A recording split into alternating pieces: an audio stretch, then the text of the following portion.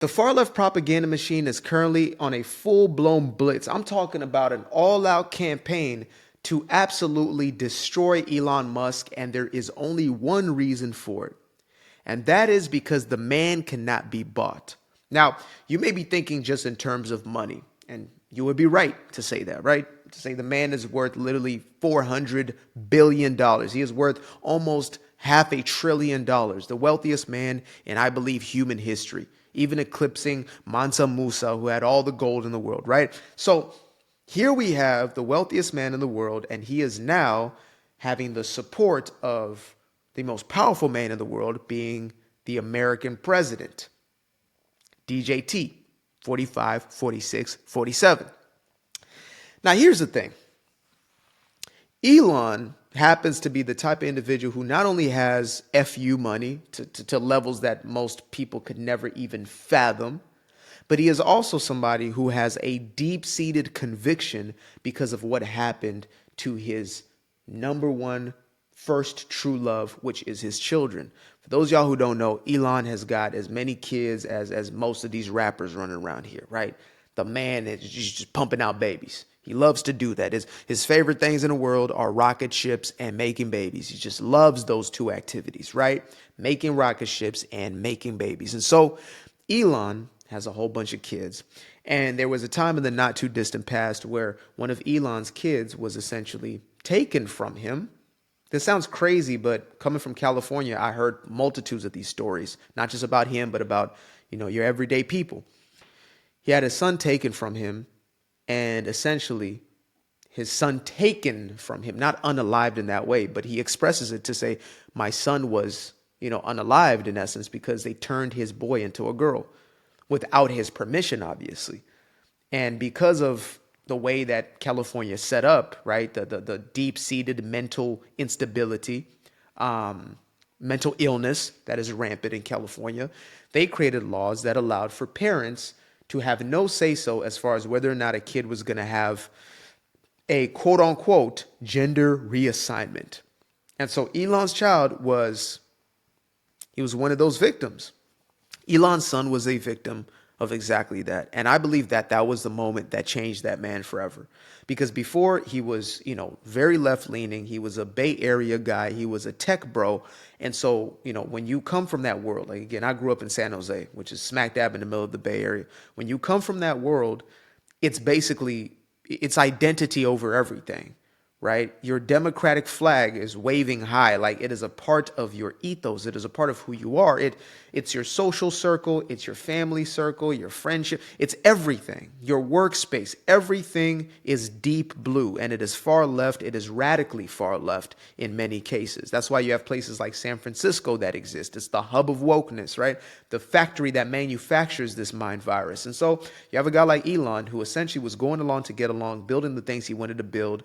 And all of a sudden, he finds himself, in probably the deepest conflict he's ever gone through in his entire life, which is to have his very own son stripped from him and to have this horrific thing happen to his child outside of his own jurisdiction as a father.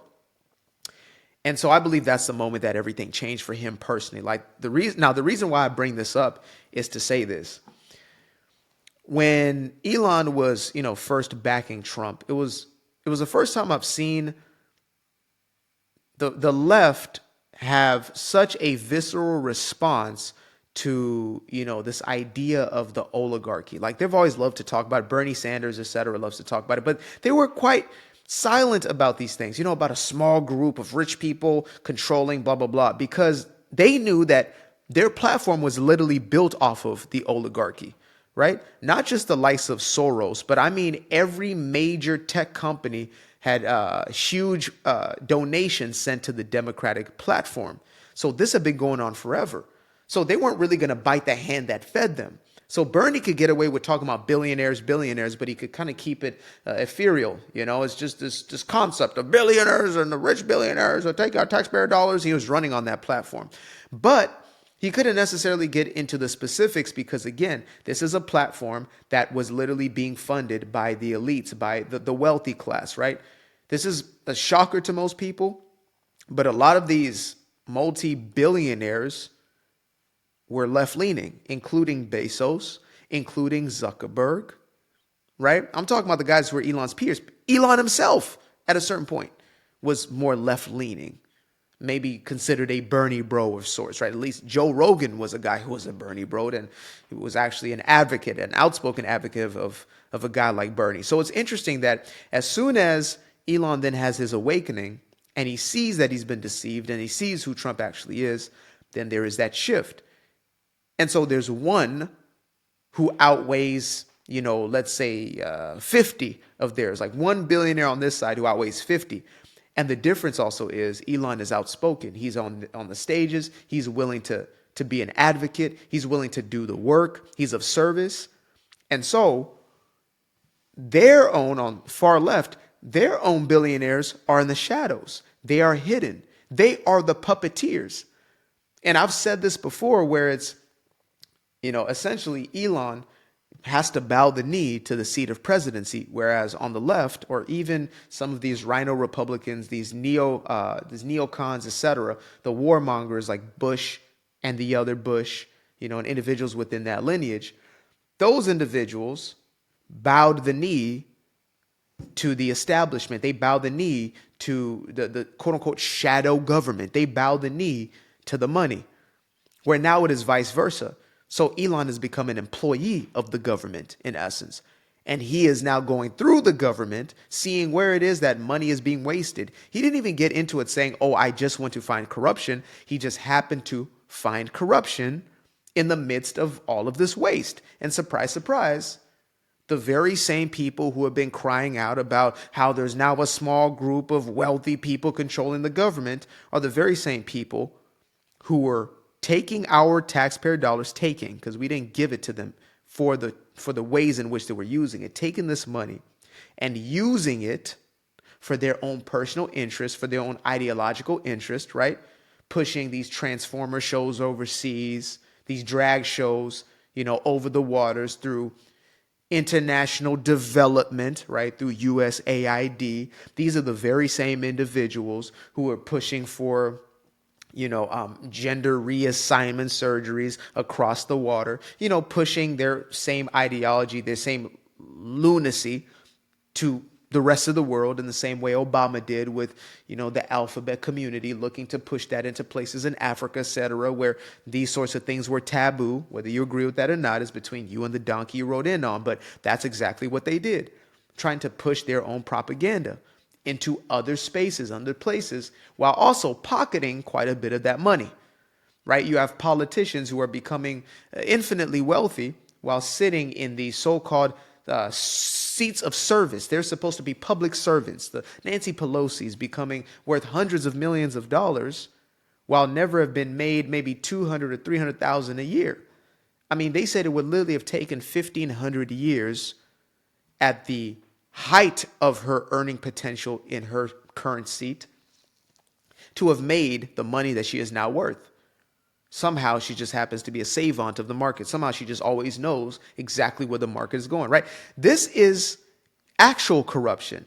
And yet the fingers are pointed to a guy like Elon who has done, I believe, more than most elected officials have ever done. And now the new conversation is, well, he is unelected. Who elected him? Who appointed him? I guess the same people who appointed Soros, right? Whoever was in charge at the time. I guess the same people who appointed Bill Gates. Maybe those are the same people, right? Unelected officials. How many people in these so-called non-governmental organizations who are using millions, if not billions, of our taxpayer funds in order to push their propaganda? How many of them were elected? I say that the man we elected was DJT, right? I voted for him. Donald Django Trump, because he is indeed a free man, he happened to appoint Elon to do a job. I voted for a man who's going to make the best decisions, and I stand behind that decision. I love the fact that Elon is working our government the way that is. I actually think this is a godsend. Again, I'm not trying to put my beliefs onto you, but I believe that this is a God-ordained, the entire situation is God-ordained, right? I mean, we have a man who is sitting in the seat of presidency who was maybe an inch away from losing his life, one turn away from losing his life on that stage on the behalf of the American people. A man who spent the last 10 years being crucified by the media, who otherwise could have just been chilling on a golf course with, his kids, his grandkids, and just enjoying the rest of his last years on this earth. But instead, he chooses to be a part of essentially one of, if not the most dangerous job, at least in this very moment in history, the most dangerous job, where people are literally actively trying to take his life and are openly expressing it. And it's okay for those people to do exactly that, right? They're all over TikTok and the rest of these damn platforms talking about how they want to actively take this man's life.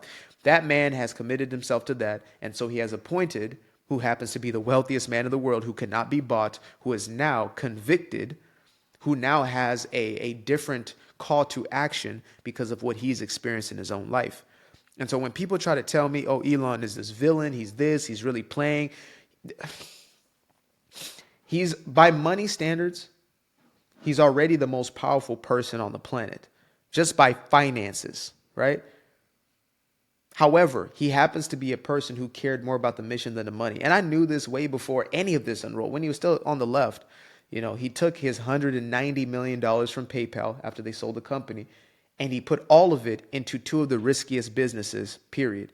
Into Tesla, which is a auto manufacturer, terrible business to get in, at least that's what's often said in those spaces, let alone a EV company. What?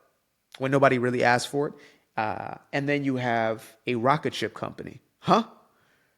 He put all his money into there and allegedly slept on one of his friend's couches and was willing to sleep in the office, factory, whatever it was, for years on end in order to build these businesses to a place where they were not just, self-sustaining, but they were now taking off, all pun intended, on some X-type-ish. So this is a man who also spent $40 billion on a $20 billion product known as Twitter in order to liberate free speech. That's a God honest truth. That same platform had deplatformed the president of the United States. Right? So this is your villain, then I'm down with that villain arc, because what he is a villain against, or I guess what the enemy is, or the hero, is the bureaucracy. It is a shadow government. It is big government. It is the establishment. Then that's your hero if Elon is your villain, right? I'm not saying any of these individuals are not flawed in the way that they have lived their lives or whatever it is, that they don't got skeletons or whatever. I'm not saying any of that. But I will say that the way in which they're working for the people is more so than all these people who virtue signal, who portray themselves as somebody who cares so much. Oh, we are so devoted and dedicated to diversity, equity. Oh, we are for the people, the working class. Y'all don't give a damn about anybody besides yourselves. And you continue to use your platform as a means to project yourself as somebody who is either accepted in your community or you just want straight up power, right? It's just a damn power play and a money play for a lot of these individuals. So I'm thankful that we're seeing the things that we are now a witness to. I'm glad that we're seeing the corruption. I believe that the first step to justice, or the first step to truth, is for things to be exposed, right? If you want to get to the conclusion of justice is served, you have to first shine a light on these things. And it's uncomfortable, and sometimes it could kind of take the wool off your eyes, and it could be a painful process, especially when you already haven't been engaging with information in that way. That's why I have a level of empathy for individuals who are so defensive over things like this, right? There's those on the far left who are clueless, or just on the left, consider themselves Democrats, Kamalas, koalas, whatever the hell, who are defending a movement. They're defending a movement that is looking to shut down a department that is looking to save Americans money, that is looking to end corruption. Like, think about that. So you're fighting a movement that is getting rid of corruption and waste of the American people's money, right? Your money, likely. That's what you're fighting. You're fighting against the individuals who are looking to save your money and make sure your government is doing the right thing with your money. So that being said, I want to end this one with just a little message from our good friend over there in Not So Hollyweird, because fortunately he didn't really get that weird throughout his Hollywood tenure. Let's get into a message by John Voyer. I'm here to tell you about Elon Musk, a man of dignity, a man of truth, a man of honor, who has done a lot for this country and the people of this USA. He's a kind soul, a gentle giant, and he loves America. And I want to tell you that the media is a disgrace. They're disgusting. They turn things around. They try to destroy and cause havoc. This, my friends, is dangerous compared to say Elon Musk is Hitler. I come here to bring you truths, that God is my witness, that Elon Musk is being targeted for no reason, and this false propaganda will stop now. There have been many people who put their arms up. We, the people, must stand up for our truth and remember that the media and the left tried to destroy President Trump and now Elon Musk. But this won't happen because Elon's goodwill for the Jews and for the United States of America will be stronger than this evil. Elon is humble, and he will stand with America and help make this nation stronger with his knowledge and his love. Elon, we love you. God bless. I used to be afraid of the dark, place unknown like a hardening heart. I used to see my life in the bar. Now the kids unchained, every shackle is lost. 2 steps in the moonlight, 2 step in the daytime. You just know when it feel right. You got a feeling the time's not. See you through those shades that I just threw on. Through my lenses, you just can't do no wrong. I fell in love with myself again. I fell in love with myself. I fell in love with the sunshine. I fell in love with the light. I fell in love with the full moon. I fell in love with the night. I can see the light again. I can see the light.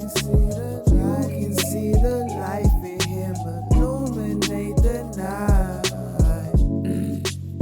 I know the time is taking. A 365, that's a full rotation. I see you looking up, you know them constellations. Constantly gazing like house of praises, you get to praising.